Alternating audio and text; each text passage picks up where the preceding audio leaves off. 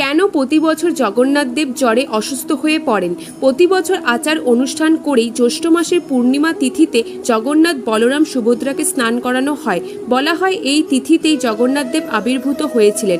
জগন্নাথ দেবের স্নানযাত্রার সময় 108 ঘোড়া জল ও 1.5 মণ দুধ দিয়ে প্রভু জগন্নাথ, বলরাম ও সুভদ্রাকে স্নান করানোর প্রথা চলে আসছে। এই স্নান সহস্রধারা স্নান নামে পরিচিত। এই স্নানযাত্রার পরের দিন থেকে 15 দিন পর্যন্ত অসুস্থ লীলা করেন জগন্নাথ দেব। বলা হয় সহস্র স্নান করার পর জগন্নাথ দেবের জ্বর আসে। এই সময় জগন্নাথ দেবকে সুস্থ করার জন্য আনা হয় বিশেষ বৈদ্য। এই সময় ভক্তরা প্রভুর দর্শন করতে পারেন না। শুধু তাই নয়, এই সময় জগন্নাথ দেবকে 56 ভোগও দেওয়া হয় না। পরিবর্তে তাকে বিভিন্ন পাচন সেবন করানো হয়। 15 দিন পর পুরোপুরি সুস্থ হলে ভক্তরা জগন্নাথ দেবের দর্শন করতে পান আর মহা সমারোহে রথযাত্রা পালন করা হয়।